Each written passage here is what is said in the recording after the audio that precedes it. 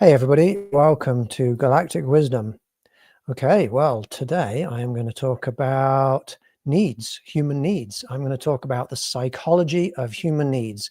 And this is going to be valuable for anybody who wants to check that all of their psychological needs are being met. It's also going to be very valuable for anybody who's interested in being kind to other people. You know, I love my sister and everything, but every single Christmas she buys me the same thing, and it's something that I don't want. And um, one time, one time before I die, maybe it would be nice if she just said, "Hey Rupert, what would you like for Christmas?" Because I never get Christmas presents from pretty much from anybody that I actually want. So if you can understand what other people want, what other people need, then you have a much better chance of being nice to them, of being moral to them. A lot of people think that they're being nice to people when actually they're being insulting, or they're not being nice at all. So this show is all about understanding everybody's psychological needs. Now, as people know, I'm heavily into understanding morality. Morality is all about how we affect the well-being of conscious beings. I say conscious beings because nobody's going to worry if I pick up a bit of paper like a business card and tear it or rip it in half. I'm not harming anybody. I'm not harming a conscious being. That there's no pain caused. But as soon as, if I pick up even a fly or a spider here, if I were to start pulling apart a spider, people would think I'm a warped person, because that's a conscious being. It can experience harm. Conscious beings can experience a increase or a decrease in well-being. That's why morality is all about how we affect the well-being of conscious beings. Now, we have three advisements. I have three advisements. I've talked in previous shows about how people follow moral codes like the Golden Rule or the Platinum Rule or commandments. And I've talked about in previous shows how it's so easy to find fault in those moral principles, in those moral codes. I have set out three moral principles which I think work pretty well for how to be a moral person. And I'm not going to spend a lot of time talking about them because I've talked about them before. But basically, the first advisement is do whatever is practically possible to minimize any reductions of well-being that you cause to conscious beings. It's don't harm anybody, basically. The second advisement is very similar to that, and it's talking again about the well-being of conscious beings. It is actually helping conscious beings who are in need, conscious beings who have a deficit of well-being. And the third advisement is far more general. It's just be kind to all conscious beings. So according to those three moral advisements, it's morally right for us to positively affect someone's well-being. But how? How can we positively affect someone's well-being? What specifically should we do to affect someone's well-being? And if somebody's trying to be kind to us, what should they do to increase or protect our well-being? Well, to answer that question, we really have to know something about the conscious being's needs. We have to know about their needs, or they have to know about our needs. We have to know what the specific needs of an individual are. And when we can understand someone's specific needs, then we're going to be in a much better position to be able to fulfill those needs and therefore increase, protect, or promote their well-being. And so this show here today is all about us trying to understand, from a sort of a scientific perspective, a psychological perspective, each other's needs. Is it okay, do you think, for us all simply to assume that everybody's needs are the same? Do we think it's okay for us to assume that everybody else's needs are exactly the same as our needs? Well, clearly the needs of a fish are very different from the needs of a horse, or the needs of a spider, or a human. Fish need water to live in. Horses need to live on land. And so when we're dealing with different species, it does help to learn about those different species. Go out and watch some David Attenborough TV shows or documentaries. We need to find out who these species really are, what they really need. Because if we don't know what their needs are, then how are we going to be able to know how to increase their well-being? If you go and buy a pet, a species you haven't kept before, well, if you're not careful, you're going to kill that thing by feeding it the wrong food or keeping it at the wrong temperature or in the wrong environment. So learning about other species is important. That's actually one of the really important reasons why I connect with non-human entities, with different alien beings, with ebons and reptilians and mantians and antians and goblians and arcturians, pleiadians and the Galactic Council. Whenever we interact with them, I always ask them questions like, what can we do for you? Can you tell us about yourself so that we can understand what you need from us in order for us to be moral to you? But what about the needs of humans? Is it okay for us to assume that the needs of every human are the same? Well, a lot of human needs are the same. For example, to survive, we all need water, obviously, air, food, and a certain temperature range to live in. And there are higher level needs than those basic survival needs, which aren't things that we need to survive, but things that we need to be mentally or psychologically or emotionally healthy. For example, friends or partners, freedom or variety or mental stimulation. And so a lot of those needs, a lot of those higher level needs are also the same for everybody. But not all of every human being's needs are the same. Some of the needs of a child may be quite different from some of the needs of an adult. Some of the needs of a woman may be quite different from some of the needs of a man. Some of the needs of a neurodivergent person, somebody with ADHD or autism or a mental disorder of some description, may be different from some of the needs of neurotypical people. Also, to some extent, a person's individual psychology, emotions, and needs can be formed and affected by the family and the societal environments that that person grows up in. And so, while it's possible to say that most of the needs of most humans are the same, it's important to recognize that not all of the needs of any humans are the same. Some of the needs of children and adults are different. Some of the needs of men and women tend to be different. Some of the needs of neurodivergent and neurotypical people are different. Some of the needs of every single individual human being are different. So when it comes to understanding the needs of human beings that are the same for most humans, learning the science of psychology can be very helpful. And I'm going to delve into the science of psychology in a couple of minutes. To properly understanding the different needs of children and adults, men and women, and neurodivergent and neurotypical people, I recommend that you go out and do some of your own private research into those areas. Some of those areas are a little controversial. Some of those areas are just beyond the scope of this show. Some of those areas are a little bit beyond my expertise. But you can look to individual experts in those areas. So when it comes to understanding the different needs of people, the different needs that people have, because they're just individual people. They've grown up with different experiences in different environments. I think that the best approach is simply to talk to each other, to ask each other questions, to spend time with each other, to actually get to know people.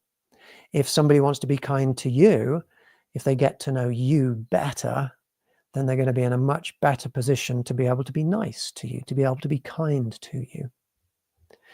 So in the show, I'm going to focus in on an examination of the physical, mental, emotional, and spiritual needs that are the same for most human beings.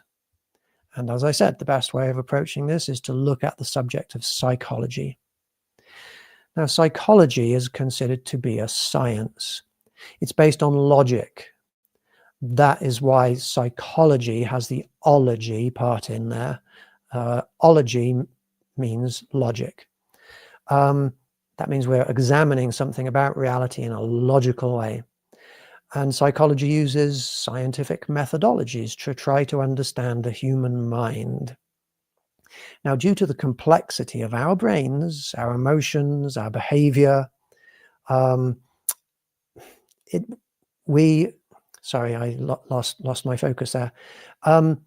Psychology is not an exact science in the way that physics, for example, is. Physics produces universal laws of motion, gravity, electromagnetism, things like that, that you can write out in equation form, and something equals something. Well, psychology is not that exact.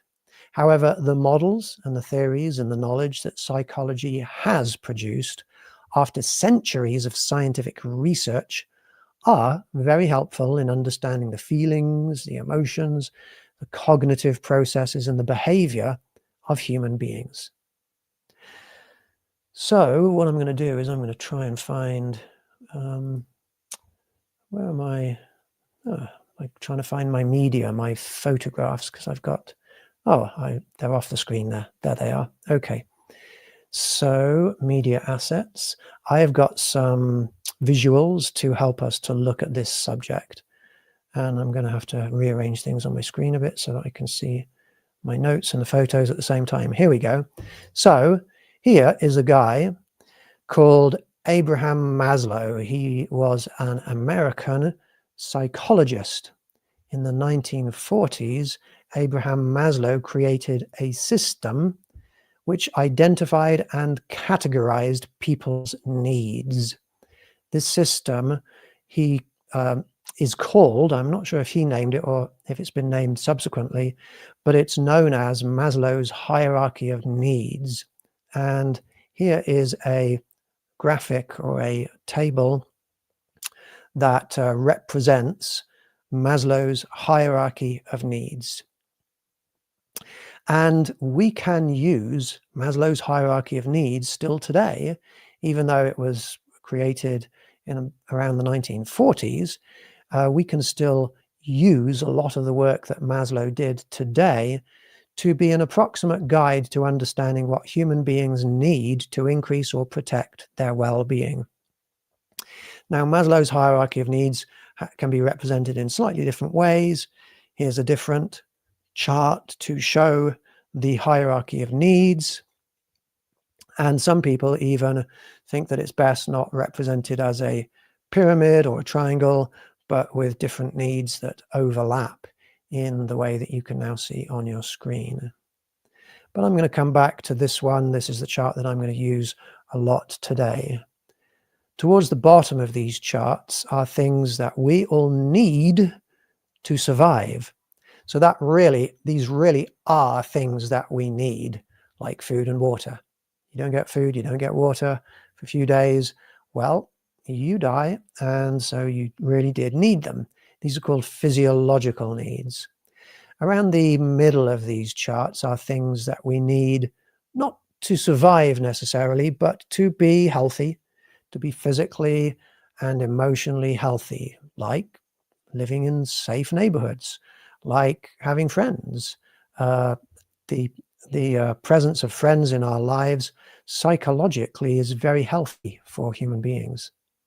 And towards the top of those charts are things that we need to be happy and fulfilled in our lives, like creative activities, feelings of accomplishment. So some people might say, well, we don't need those things, but we have to think about the construction of our sentences. We need those things if we want to be happy and fulfilled. So from that perspective, these are all psychological needs. Now, the hierarchical structure of this system indicates that it's easier for a person to meet their higher level needs, like those in the purple section up there, like self-fulfillment needs or self-actualization needs, like being in harmony with others, feeling like you have a positive, harmonious relationship with nature, that sort of thing. It can be easier for a person to meet the higher level needs when they're already meeting their lower level needs, like having a safe environment in their homes. Now, while that's generally true, it's not always true. For example, if you are enjoying nature and feeling like you're in harmony with nature, then that can actually help you to handle being in unsafe home environments. So it's not, strictly speaking, it doesn't have to be a hierarchical structure, and that's why people have come up with this chart where there's overlapping needs. But I'm going to go through these needs in a little while, and I am going to just talk through them. And if anybody watching would like, they can get a sheet of paper and they can write down yes or no to lots of these needs that I put to you in question form. You don't have to do this. You might just find it interesting to listen to all of these needs. But if you wanted to, then you can actually use this podcast, and you can rewatch it as many times as you need to. You can use this podcast to evaluate or assess your own well-being by determining how many yes answers you can get. Yes answers are good because you're meeting the needs, and how many no answers you get because you're not meeting the needs. I'm going to get some water. Okay, so let's see. Using insights from Maslow's hierarchy of needs and using my own knowledge, my own experience, my own thinking, my own moral convictions, I have constructed a sequence of well-being assessment tables, which anyone could use if they want to assess in a qualitative way their own well-being or the well-being of others. So what I'm trying to do here is help people. This is me trying to be a moral person by helping people. How am I helping people? I'm going to delve into what we all need. And if you personally see a need that I talk about and you think, maybe that's a need that I'm not addressing or fulfilling or meeting, you could go away and you can try and fulfill that yourself. If you know somebody who needs help, you can sit them down and play this podcast with them and get them to say yes or no to these needs, these questions that I'm going to ask. And then maybe if they're happy, if they're comfortable with you hearing which of their needs are being addressed and which are not, you can see how well this person is. You can see what needs are being met and what needs are not being met, and maybe you can help them. So this is a way that you can help people.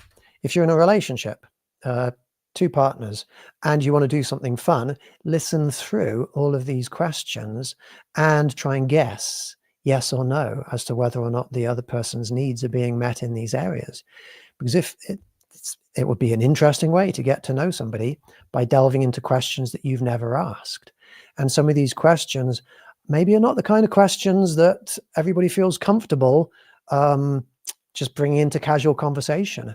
So you might find yourself discovering things about people that you didn't know before. Okay, so there is something, before I go through all these questions, there's something called psychological denial.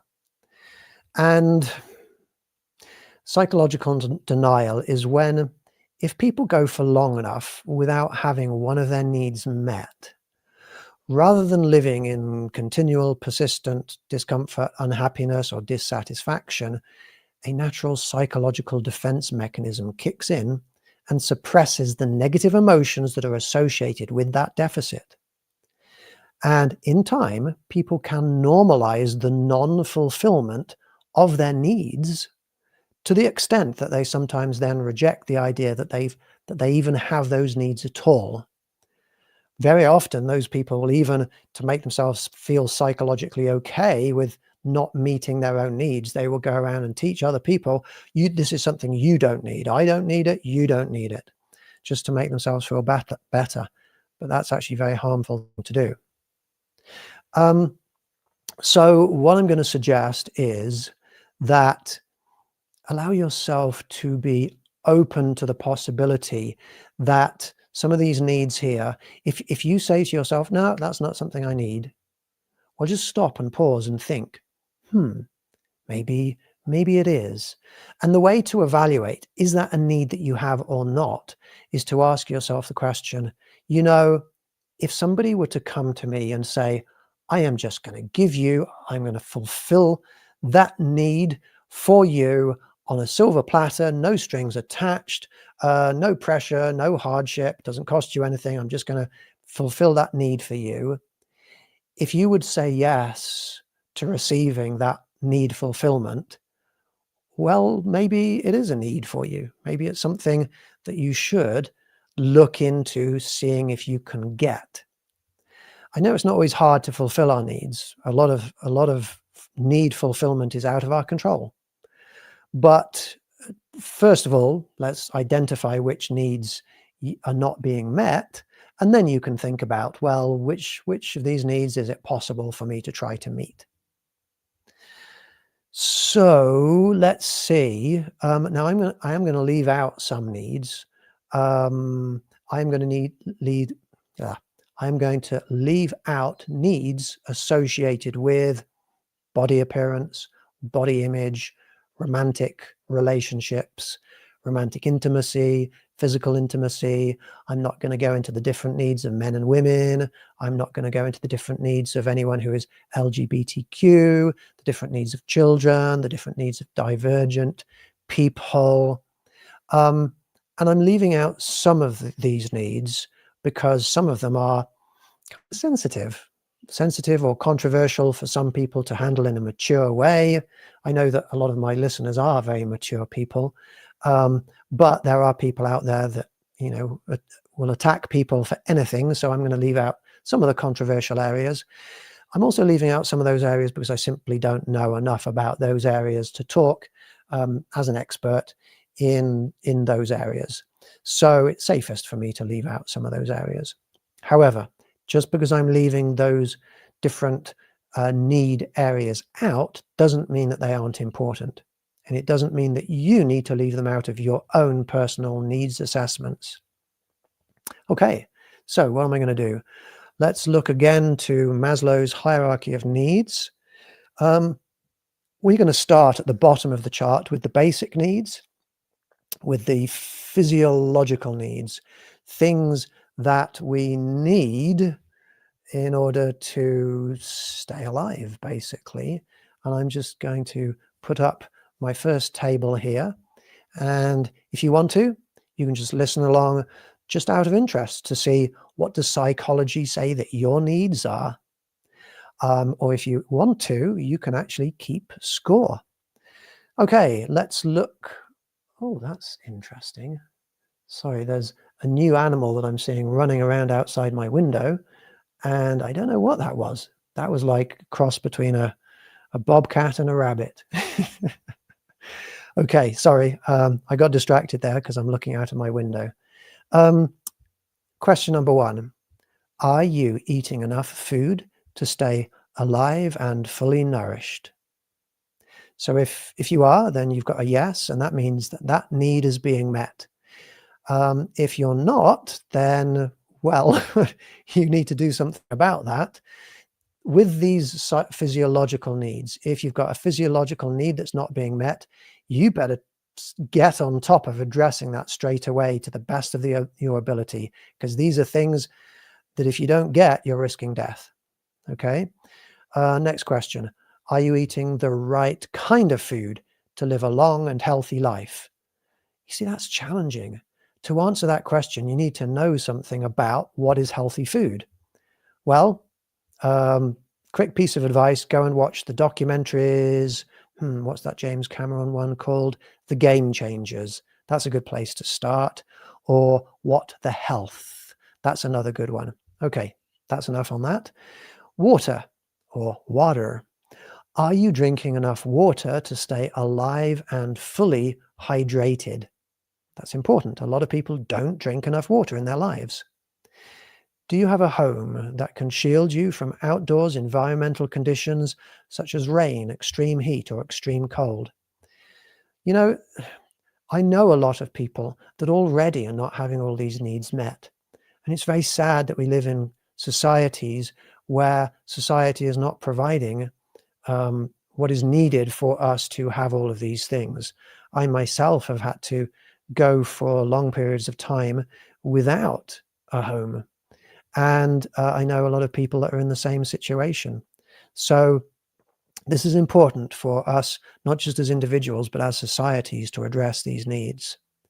The fifth one there: is the air in the location where you live free from unhealthy pollution or chemicals?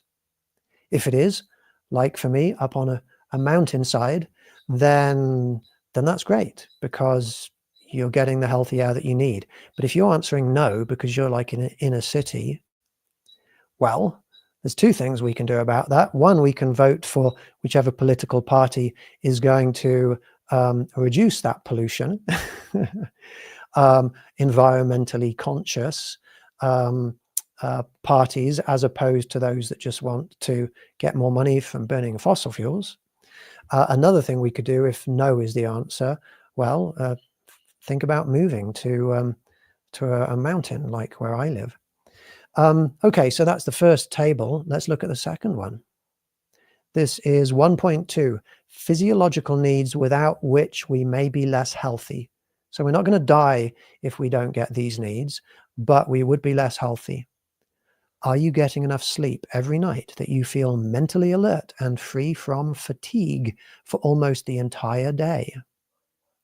Is it true that you don't rely on caffeine or energy drinks to keep yourself feeling awake and mentally alert? That second one, I personally get addicted to caffeine so badly and so quickly that it's really just not worth it for me to ever have caffeine. You know, if I need one boost just to keep me driving for another couple of hours before I crash for the night, then yeah, I will have something with a bit of caffeine in it. But then if I have caffeine the second day, that's me gone. I'm addicted, and and when I try and wean myself off, then I'm getting really bad headaches. It's not healthy to do that. Try and get enough sleep, even if you need to nap in the afternoon. You know, historically, there have been societies and cultures where they had two sleep periods, one during the night and one during the day, like siestas, I suppose. Yeah, anyway, that might be something you want to consider. Let's see, what's the next chart? Here we go. 2.1, we're moving up now. What color is this? We're moving up now to safety and security needs. Here we go.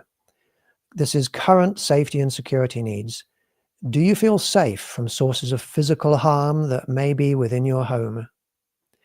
You know, it's sad, but a friend of a friend, a couple of days ago, she brought over to my home her friend of a friend who is being not treated well by her husband, shall we say. It's not a safe home environment.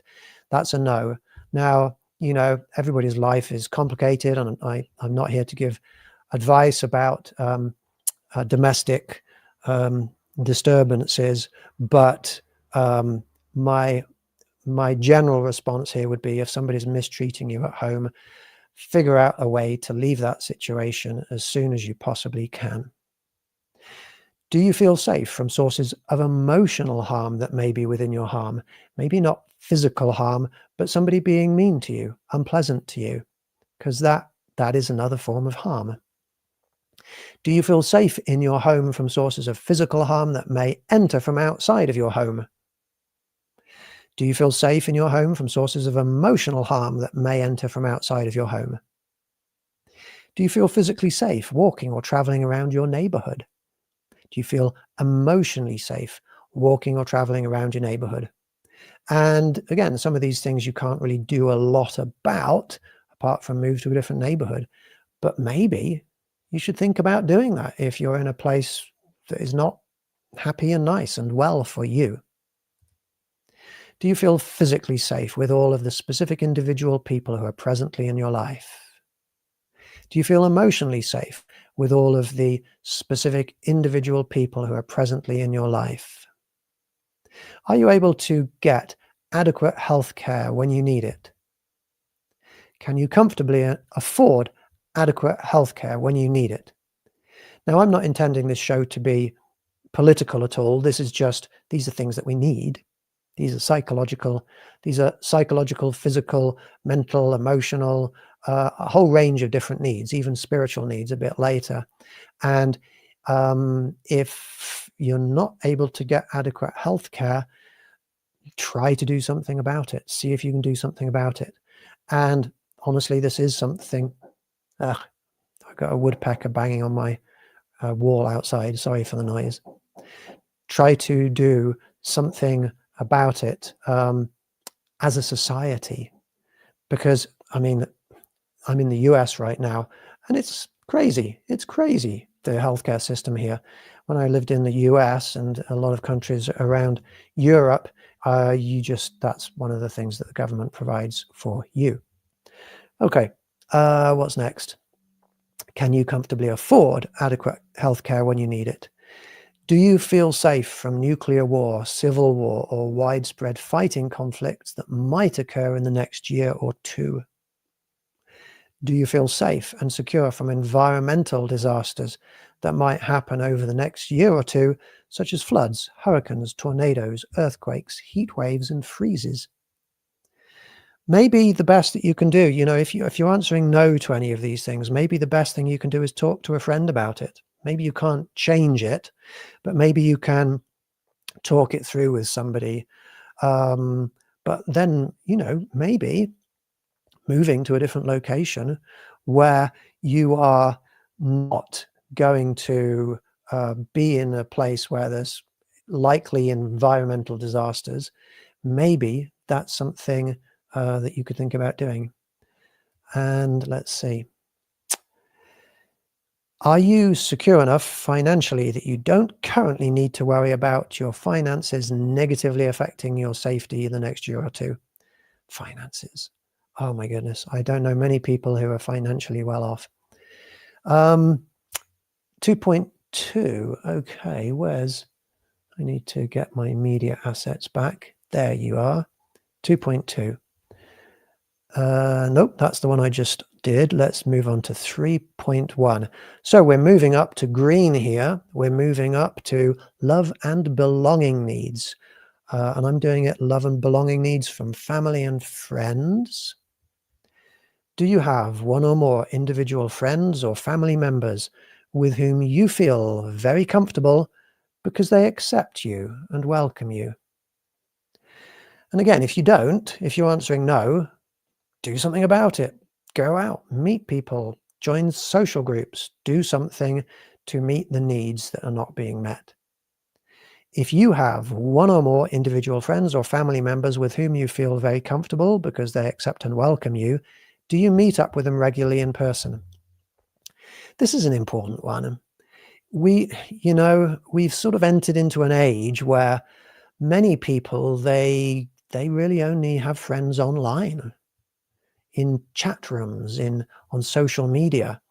And while that can serve an important psychological and emotional purpose in our lives, if you can't meet up with them in person and shake their hand and give them a hug and talk to them one-to-one and look into their eyes, and then there's something missing. And you know that there's something missing when you do meet good friends in person, and it's so much more colorful and alive than anything you get on social media. My goodness, I'm getting strange noises around this house today. I think that's an acorn falling off one of my oak trees and landing on my propane tank. Yeah, crazy, weird life I live up here on a mountain. Do you have one or more individual friends or family members from whom you feel love of a non-romantic variety? Do you have a friend or family member who loves you? Do you have one or more individual friends or family members whom you feel love from and that you love back non-romantically. These things are important. If you're not feeling that sort of a love thing, this non-romantic love for people in your life, you're missing out on something really important in life. Go and find it. If you have one or more individual friends or family members from whom you feel love and whom you love, do you meet up with them regularly in person? So a lot of emphasis on meeting up with people in person. Are you part of a family, friend, work, recreational, or social group in which you feel like you really belong? If you are part of a family, friend, work, recreational, or social group in which you feel like you really belong, do you meet up with them in person?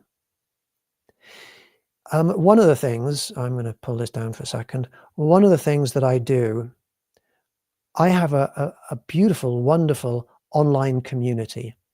I have a group, my Patreon group, patreon.com/alien contact. And this group, we have a most beautiful, wonderful, loving online friendship group.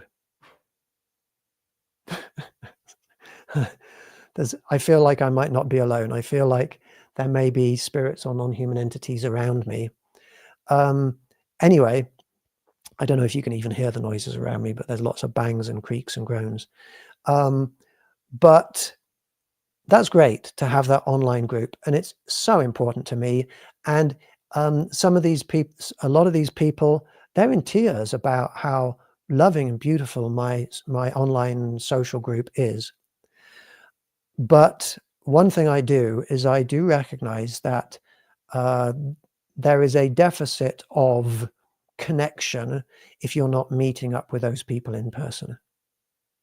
And so what I do from time to time is I get in my car and I drive around the country and I meet up with them. I meet up with people. I bring people together in groups. We do meditations. We do contact activities. We go out to the restaurant together. And that's important. I need to stay home for a couple of months. I've got stuff to do around the house. But in December, start of December, I'm getting in my car and I'm driving away. And I am going to drive probably for 2 or 3 months around the whole US. And if you want to be part of a most amazing, wonderful community or friendship group, then join my online group. And then when I tour through your city, then come out and participate with us as an in-person group. And I guarantee it'll be one of the best things you've experienced in your life. Because not only will it be humans, but we'll be bringing in spirits, non-human entities as well. Anyway, if you are part of a family, friend, work, recreational, or social group in which you feel like you really belong, do you feel accepted by and welcomed to be with the people in that group? Do the people welcome you? And the next question is similar to that. Do you feel love from the people in the group towards you? And the final question in that bit, I'm sort of speeding ahead a little bit. If you're in that kind of a group and you feel love from them towards you, do you feel love towards them? And I'm talking about non-romantic love, friendship, platonic love, because it's powerful and it's important. Friends, when you don't have a good friendship group, it's one of those things like, well, I don't really need it. But when you've got it, it's like it lights up people's lives. Okay, let's see what is next. We're moving to the color blue. What is the color blue on this chart? It is esteem needs. Here we go. Are there any people in your life who seem to genuinely like and appreciate your personality? Are there any people in your life who seem to genuinely like and appreciate your ethical or moral characteristics? Are there any people in your life who seem to genuinely like and appreciate your lifestyle choices? Are there any people in your life who seem to genuinely like and appreciate your accomplishments or achievements? Because if you don't have people in your life who seem to like and appreciate all of those different things about you, well, there's a need that is not being met, a psychological need that is not being met. It's called esteem. And it may not feel like it's very important, but when you get it from people, it does feel good. And you do understand, oh, yeah, this is good. I like this. So what are you going to do? Join my online group. And people will get to know you, and they will start being complimentary of your positive qualities. Everybody has positive qualities, but your specific individual personal qualities, people are going to see that. And they're not afraid to say positive things about each other in my friendship, in my online community. And that's good. That's important. Then it goes down to greater personality, greater esteems for personality, for moral, and for lifestyle, and for achievements. You've got it on the screen there. It's just the same 4 categories that I did before, but to a greater extent. Do people in your life genuinely value or admire those aspects about you? Let's see, moving on to 4.2. This is esteem needs also, but esteem needs that you get from yourself. Do you like and appreciate your own personality characteristics? And I've got to say, if you're answering no to that, well, there's 2 possibilities. One is you're just very, very harsh on yourself. Another is that, well, you're not good enough, so make yourself better. Be the person you want to be. I know I sound like somebody else on KGRA when I say that, but be the person you want to be. Decide on a fictional or non-fictional person out there in the universe, whether it's, I don't know, a political leader you admire, Gandhi, Mother Teresa, or somebody fictional like Luke Skywalker or John Boy Walton or Bart Simpson, although that's probably not very likely. But whoever you look up to and admire, be like them. You can be any way you want to be if you put your mind to it. Your personality is determined by you, by the conscious choices you make. So if you don't like yourself enough, make yourself better. Do you like and appreciate your own ethical or moral characteristics? Again, the same thing. If you're doing things that you think are not very moral, stop and change. Do you like and appreciate your own lifestyle choices? Same thing. If you feel like, you know, I wish I could go vegan because I like animals and I want to be good to the environment, and I also want to be good for my own, to my own body, for my own health, but I love the taste of ice cream. Well, that's a lifestyle choice. If you eat a lot of ice cream, just stop, make the decision, be strong and change. You only get this life once. Make the most of it. Be the best you can be. Do you like and appreciate your own accomplishments or achievements? Do you like and appreciate your own career path or job? I know it's tricky to change all of these things, but as soon as you start thinking, well, I don't particularly like my job or my career path, I want to do something that's better for the world, well, start looking into possibilities. Then it goes into all those things again, but to a greater extent. Do you feel that your personality characteristics are worthy of being valued or admired by others? So make yourself somebody that you like. Okay, let's go on to cognitive needs. Cognitive needs for variety and challenge. Do you feel like your career, job, or work life are sufficiently varied and interesting? Do you feel like your friendships and family relationships are sufficiently varied and interesting? Do you feel like your relationships with animals and nature are sufficiently varied and interesting? A lot of people, possibly most people, have just lost touch with nature. but it's part of us. And if we don't get out into nature and enjoy it in state parks or regular parks or in forests or even just in your back garden, then you're not getting everything you need. Do you feel like your relationships with the world and the universe are sufficiently varied and interesting? In order to have a good relationship with the world, one recommendation I have is to learn about it by going out there and exploring it. Do you feel sufficiently intellectually challenged or mentally challenged in your life? That's important. 5.2, cognitive needs for information. Cognitive needs to do with thinking, information. Are you confident that the sources of information about world events that you utilize are honest and reliable? It's a sad thing, but I think most people would say yes to that, even though I personally know that probably approximately half of the US population is not getting not utilizing sources of information about world events that are honest and reliable.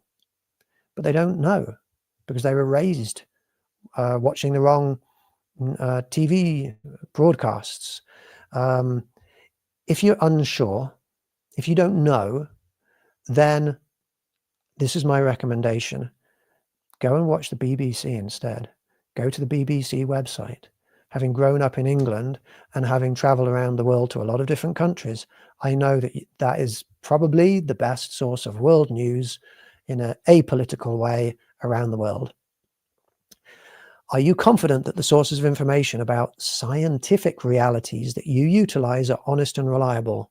Well, as a scientist, I know that most people just don't get science. And that's a shame because science is the most powerful tool that we presently have as human beings to understanding reality.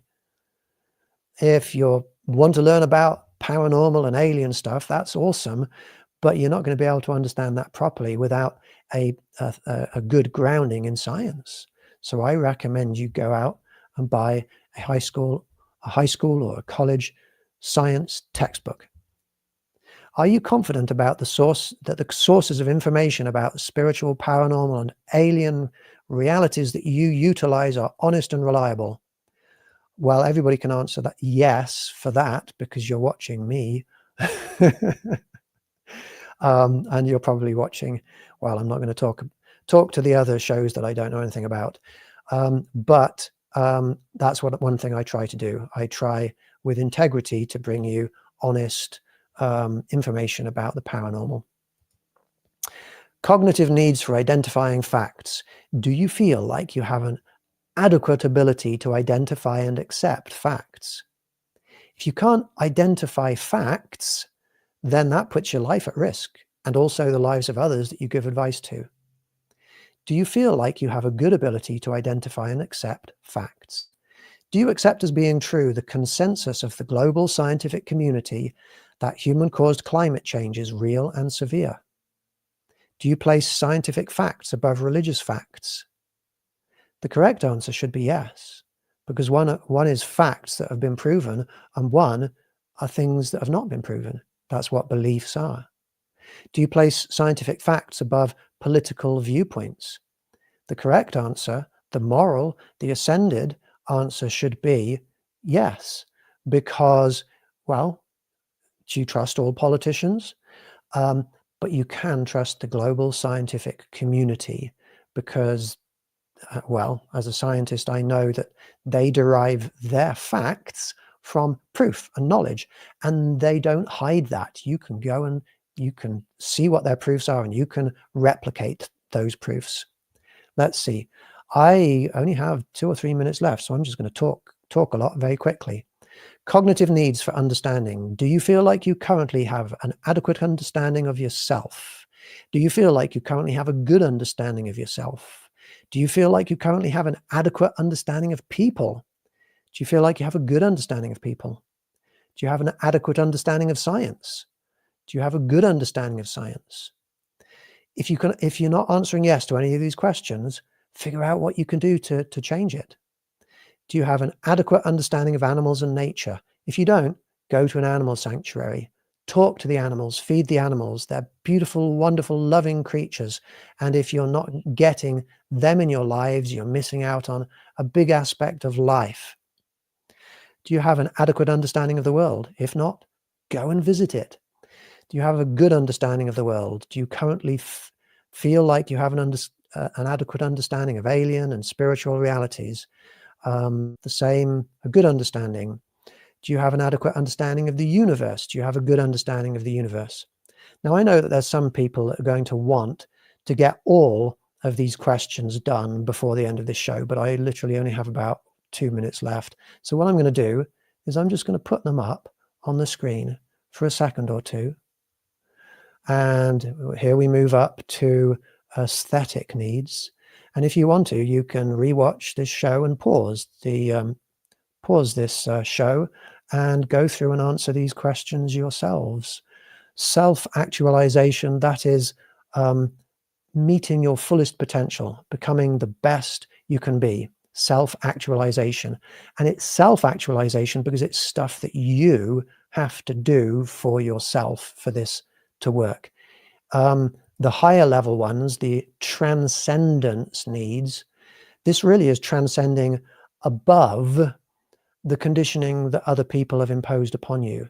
You can't transcend if you're remaining if you're staying conditioned by whatever families, schools, states, countries, politicians, religious establishments you grew up in. You have to transcend beyond those.